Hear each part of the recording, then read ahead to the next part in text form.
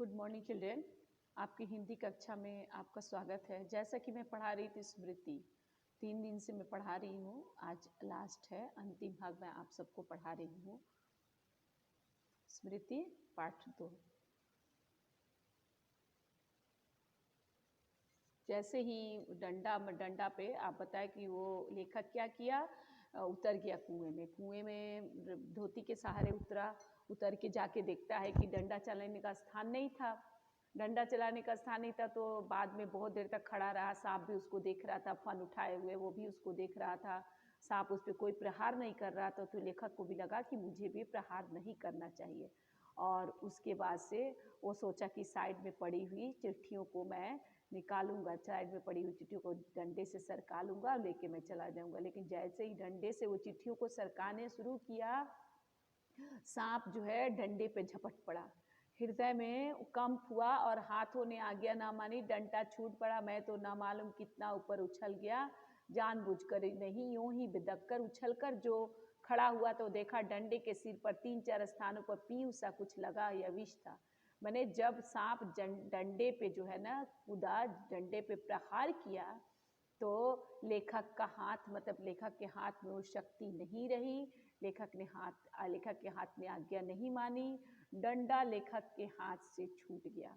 डंडा लेखक से हाथ से छूट गया और लेखक डर के मारे ऊपर उछल गया। कितना ऊपर उछल गया पता नहीं, जानबूझकर नहीं, यूं ही बिदक कर।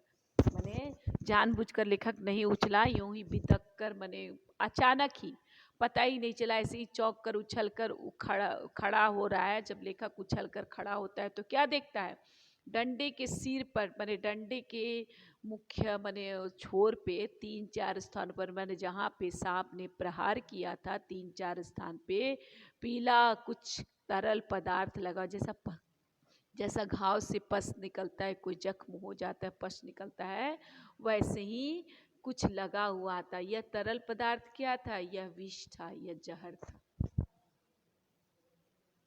सांप ने मानो अपनी शक्ति का सर्टिफिकेट सामने रख दिया था, पर मैं तो उसकी योग्यता का पहले से ही कायल था।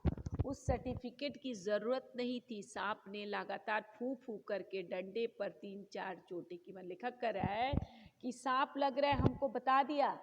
सांप ने क्या किया, बता दिया कि मैंने अपना सर्टिफिकेट, अपना प्रमाण पत्र दे दिया कि मैं इतना जहरीला हूँ। उस सांप ने अपना प्रमाण पत्र दे दिया, तो योग्यता का, मानी अपने क्वालिफिकेशन का, कि मैं इतना क्वालिफाइड हूँ, मैं इतना योग्य हूँ, मैं ये कर सकता हूँ, उसका प्रमाण पत्र सामने रख दिया। पर बोल रहा है लेखक कि मैं तो जानता था कि सांप इतना योग्य है, सांप ऐसा कर सकता है, पहले ही कायल था, मैंने पहले ही बाग था, कायल मतलब हो गया उसके द्वारा मैं विश्वास था, मुझे उसका प्रमाण मिला हुआ था कि वैसा था। उस सर्टिफिकेट माने वो जो पीप जैसा जो डंडे में लगा हुआ था, लेखक बोल रहा है उसकी ज़रूरत नहीं रही। सांप ने लगातार फू फू करके मैंने गुस्से में डंडे पर 3-4 प्रहार किया और सांप का विष जो है वहाँ लग गया था। वह डंडा पहली बार इस भांति अपमानित हुआ था, या शायद वह सांप का उपहास कर रहा था। लेखक बता रहा है कि जिस डंडे से मैंने कई सांपों को मारा था, वो डंडा पहली बार अपमानित, मैंने पहली बार उसका इंसल्ट हुआ था। उस डंडे का, जिस डंडे से लेखक ने कितनी बार सांप को मारा था, वो डंडा पहली बार अपमानित, पहली बार इंसल्ट हुआ था। यह शायद सांप का उपहास कर रहा था। मैंने डंडा सांप का मजाक उड़ा रहा था। उधर ऊपर फू फू और मेरे उछलने, फिर वहीं धमाके से खड़े होने की से छोटे भाई ने समझा कि मेरा कार्य समाप्त हो गया है और बंधुत्व का नाता फू फू और धमाके से टूट गया है। मैंने कह रहा है कि वो डंडा पहली बार इतना इंसल्ट हुआ था डंडे का, तो सांप का उपहास कर रहा था, या समझिए कि सांप का मजाक उड़ा रहा था। उधर ऊपर फू फू, मैंने सांप के फुफकार की आवाज़ सुनाई दी। उछलने फिर धमाके से खड़े, मैंने सांप के फुफकार से क्या हुआ, बड़ा भाई उछल गया और धमाके से फिर उछल के फिर खड़ा हुआ। तो छोटे भाई को क्या लगा कि उसका कार्य समाप्त हो गया है। बंधुत्व का नाता, मैंने भाई खत्म हो गया, भाई को सांप ने मार दिया और मेरा और भाई का जो रिश्ता है वो तुरंत ये धम से जो भाई गिरा यानी सांप काट दिया गिरा, इसी से हम लोग का रिश्ता खत्म हो गया। उसने ख्याल किया कि सांप के काटने से मैं गिर गया। मेरे कष्ट और विरह के ख्याल से उसके कोमल हृदय को धक्का लगा। भातृ स्नेह के ताने बाने को चोट लगी, उसकी चीख निकल गई। मैंने उसने ख्याल किया, भाई ने ख्याल किया, छोटे भाई को ऐसा लगा कि सांप काट दिया, बड़ा भाई गिर गया और बड़ा भाई से बिछड़ने के ख्याल में उसका जो हृदय था, कोमल सॉफ्ट हृदय था, उसको धक्का लगा, उसको तकलीफ लगा। भातृ स्नेह के ताने बाने की चोट लगी। मैंने भाई के प्रति जो प्रेम था वो अंदर से चीख के रूप में निकल गया। जो भाई के प्रति, भाई इतना भ्रातृत्व जो प्रेम था, भाई के प्रति प्रेम था, सांप काट के भाई मर गया सांप काटने से, इसलिए उसकी चीख निकल गई। छोटे भाई की आशंका बेजा न थी, पर उस फू और धमाके से मेरा साहस कुछ बढ़ गया। दोबारा फिर उसी प्रकार लिफाफे को उठाने की चेष्टा की। अब की बार सांप ने वार भी किया और डंडे से चिपट गया। मैंने छोटे भाई की जो आशंका थी वो बिना मतलब की नहीं थी, पर फू मैंने जैसे सांप ने, छोटा भाई तो शंका था कि मार दिया, लेकिन सांप ने फू किया, फुफकार मारा और लेखक धमाके के साथ गिरा, तो लेखक का साहस कुछ कम हो गया। कुछ बढ़ गया। लेखक और साहसी हो गया। उसको समझ में आ गया कि कैसे चिट्ठियाँ उठानी है। दोबारा उसने, मैंने एक बार तो ऐसा हुआ, फिर से दोबारा उसने लिफाफे को उठाने की चेष्टा की, कोशिश की। इस बार भी मैंने दोबारा भी साहस बढ़ गया। लेखक का लग रहा था कैसे उठाएंगे, दोबारा उसने उठाने की चेष्टा की और सांप पर वार भी नहीं किया, डंडे से। इस बार सांप डंडे पे वार किया, प्रहार किया, आक्रमण किया और डंडे से चिपट गया। डंडा हाथ से छूटा नहीं, पर झिझक, सहम अथवा आतंक से अपनी ओर खींच गया। गुंजलक मारता हुआ सांप का पिछला भाग मेरे हाथों से छू गया। उफ, कितना ठंडा था। डंडे को मैंने एक ओर पटक दिया। मैंने डंडा हाथ से छूटा नहीं, डंडा उसके हाथ से मेरे भाई के हाथ से छूटा नहीं। झिझक और सहम अथवा आतंक से अपनी ओर, मैं डर के मारे डंडा उसने क्या किया, अपनी ओर खींच लिया। सहम के, डर के, झिझक के, सांप के आता गुंजलक मारता, गुंजलक मैंने गोल घूमता हुआ सांप का पिछला भाग, मैंने सांप क्या था, डंडे में लिपट गया था, तो उसका पिछला भाग जो है ना, पूंछ का भाग लेखक के हाथ से छू गया। तब लेखक को समझ में आया कि सांप का शरीर कितना ठंडा होता है। उफ, कितना ठंडा था। डंडे को मैंने, अब सांप तो उसमें लपेटा गया था डंडे में, और उसका पूंछ लेखक से छू गया था, बहुत ठंडा था। डंडे को लेखक ने एक साइड पटक दिया। यदि कहीं उसका दूसरा बार पहले होता, उछलकर मैं सांप पर गिरता और न बचता, लेकिन जब जीवन होता है तब हजारों ढंग बचने के निकल आते हैं। यह वह दैवी कृपा थी। डंडे के मेरी ओर खींच आने से मेरे और सांप के आसन बदल गए। मैंने तुरंत ही लिफाफे और पोस्टकार्ड चूर लिया, चिट्ठियों को धोती के छोर में बांध दिया और छोटे भाई ने उन्हें ऊपर, मैंने क्या रहे, दूसरा बार यदि सांप फिर से प्रहार करता तो उछल कर लेखक सांप पर गिरता, बचता नहीं बचता। लेकिन जीवन, मैंने भगवान जब आयु देते हैं, जीवन देते हैं, तो हजारों तरीके हमारे पास बचने के निकल जाते हैं। यह दैवी कृपा थी, मैंने भगवान की कृपा थी। डंडे के मेरी ओर खींच आने से मेरे और सांप के आसन बदल गए। मैंने डंडा लेखक की ओर खींचा तो लेखक, और क्या हुआ, सांप का आसन, मैंने सांप का जगह बदल गया। लेखक दूसरी तरफ हो गया, सांप दूसरी तरफ। अब लेखक चिट्ठियों की तरफ हो गया। ने डंडा जो खींचा तो लेखक का, उसका दोनों का आसन बदल गया। तुरंत लिफाफा और पोस्ट कार्ड लेखक ने चुन लिए। चिट्ठियों को क्या किया, धोती के छोर में बांध दिया और छोटे भाई ने, छोर मतलब किनारे में, मैंने पैतरा बदलने से, आसन बदलने से इसको मौका मिल गया। चिट्ठी को चुन लिया और धोती में बांध दिया और छोटा भाई ने ऊपर खींच लिया। डंडे को सांप के पास से उठाने में बड़ी कठिनाई पड़ी। सांप उससे खुलकर उस पर धरना दे बैठा था। मौत जीत तो मेरी हो चुकी थी, अपना निशान गंवा चुका।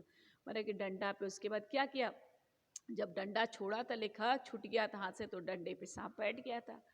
तो उससे भी, अब डंडा से तो बहुत प्रेम था लेखक को, डंडा को छोड़ के कैसे जा सकता था।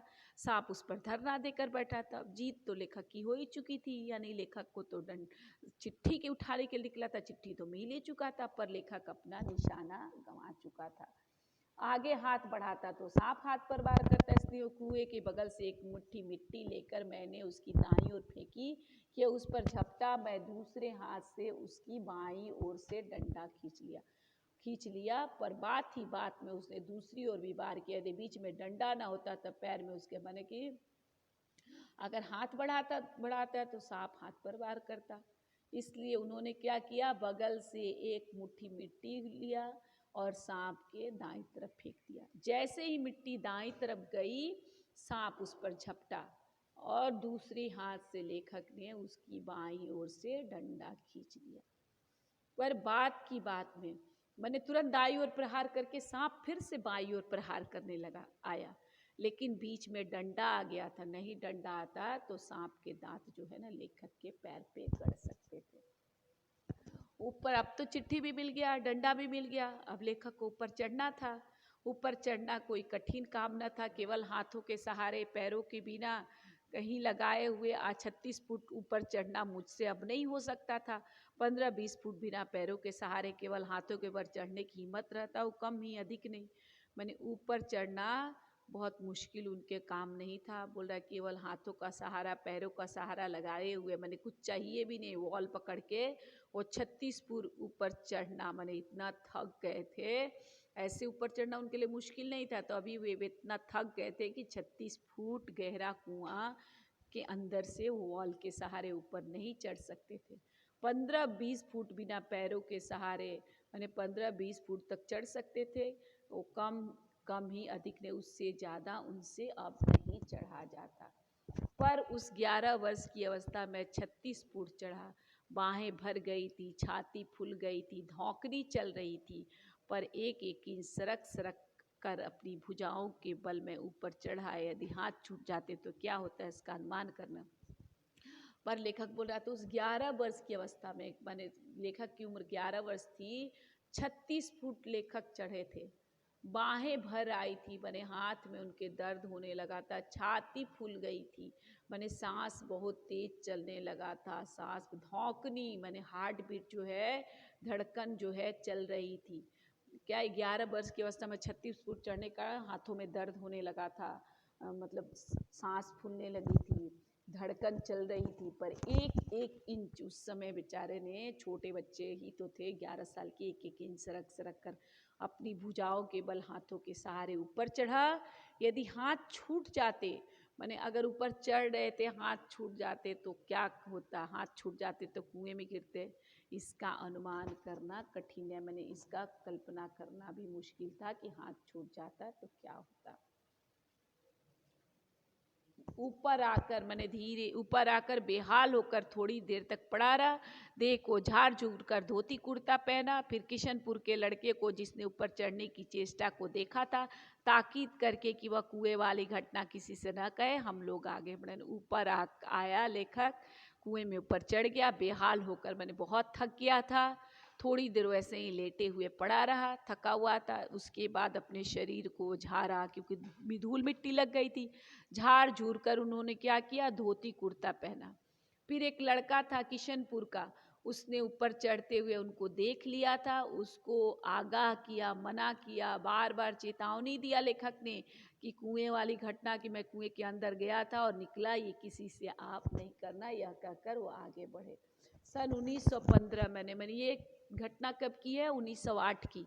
और लेखक जो 1915 में मैट्रिकुलेशन, मैंने क्लास 10 पास करने, मैट्रिकुलेशन पास करने के उपरांत यह घटना मैंने माँ को सुनाई। सजल नेत्रों से माँ ने मुझे अपने गोद में ऐसे बिठा लिया जैसे चिड़िया अपने बच्चे को डैनों के नीचे छिपा लेती है। 1915, 1908 में घटना थी, 11 साल की उम्र थी लेखक की। 1915 में 18 साल की जब उम्र में वो क्लास 10 पास कर लिए। पास करने के बाद उन्होंने इस घटना का चर्चा जो है ना अपने माँ को कहा, अपने माँ को सुनाया। सजल नेत्रों से, सजल मने आँखों में जल भराया, माँ के माने माँ की आँखों में पानी आ गए, माँ की आँखों में आंसू आ गए कि उस तरह की घटना कि मेरा बेटा मौत के मुंह से कैसे निकला। अपनी गोद में माँ ने खींच के बैठा लिया। कैसे बैठाया है, जैसे चिड़िया अपने बच्चों को डैने के नीचे छिपा लेती है, उस तरह माँ ने उन्हें गोद में बैठा लिया। कितने अच्छे थे वे दिन। उस समय राइफल ना था, डंडा था, और डंडे का शिकार कम से कम, उस सांप का शिकार राइफल के शिकार से कम रोचक भयानक। लेखक बता रहे कि वो दिन बहुत अच्छे थे। क्यों अच्छे थे? मैंने इतनी बड़ी बड़ी चीज़ें नहीं हुआ करती थी, राइफल, बंदूक, AK-47 क्या क्या चीज़ें अभी निकल गई है, ये सब आर्म्स नहीं हुआ करते थे। डंडे होते थे, डंडे से ही सांप को मारो, डंडे से जानवर को मारो, डंडे से ही पेड़ से फल तोड़ो, कुछ भी तो बोले डंडे हुआ करते थे। डंडा का शिकार माने डंडे से जो शिकार करते थे, सांप के शिकार और राइफल के शिकार से कम रोचक नहीं था। माने डंडा का शिकार जो है ना, उस सांप का डंडे से उस कम से कम सांप को मारना और राइफल से भी ज़्यादा इंटरेस्टिंग था, ज़्यादा रुचिकर था, ज़्यादा अनुभवी था और उसमें वो लोग बहुत खुश थे। धन्यवाद बेटा, खुश रहिए, स्वस्थ रहिए, घर में रहिए, सुरक्षित रहिए। और मैंने आपको ये चैप्टर कंप्लीट कर दिया। कल मैं हामिद खां रिवीजन कराऊंगी, फिर से हामिद खां को फिर से रिवीजन कराऊंगी। ओके बेटा, कुछ को मुश्किल हो तो लाइव क्लास में आप पूछिए। धन्यवाद बेटा, खुश रहिए, स्वस्थ रहिए, घर में रहिए।